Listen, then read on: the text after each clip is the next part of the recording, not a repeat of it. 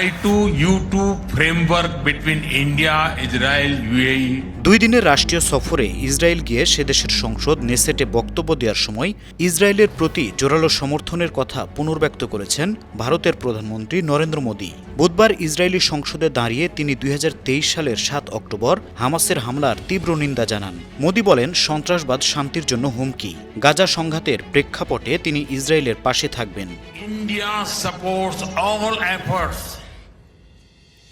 that contribute to durable peace and regional stability. এ সময় Netanyahu বলেন, মোদী ইসরায়েলের মহান বন্ধু।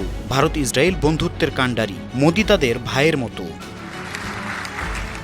শুধু তাই নয়, নরেন্দ্র মোদীর মন জয় করতে একের পর এক চমক দেখাচ্ছেন ইসরায়েলের নেতানিয়াহু। বুধবার নৈশভোজে ঐতিহ্যবাহী ভারতীয় পোশাক পরে হাজির হয়ে মোদীকে তাক লাগিয়ে দেন নেতানিয়াহু। পাথরের রঙের নেহেরু জ্যাকেট পরেছিলেন তিনি। এটি ভারতে মোদী জ্যাকেট হিসেবেও পরিচিত। শুধু তাই নয়, নেতানিয়াহু গতকাল লম্বা হাতার কুর্তা স্টাইলের শার্টও পরেন। এই পোশাকে নেতানিয়াহু ও মোদীর একটি ভিডিও সামাজিক যোগাযোগ মাধ্যমে পোস্ট করেন নেতানিয়াহু। সেখানে লিখেন, ভারতীয় ঐতিহ্যবাহী পোশাক পরে বন্ধু মোদীকে চমক দিয়েছি।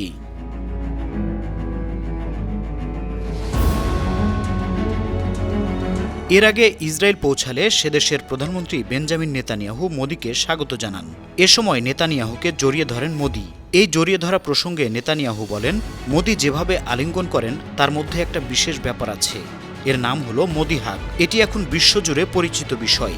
আমিও এর প্রতিদান দিতে চাই। এটা শুধু আমাদের ব্যক্তিগত বন্ধুত্বের প্রতিফলন নয়, দুই দেশের মানুষের সম্পর্কের উষ্ণতারও প্রতিফলন। আন্তর্জাতিক ডেস্ক, 52 টিভি।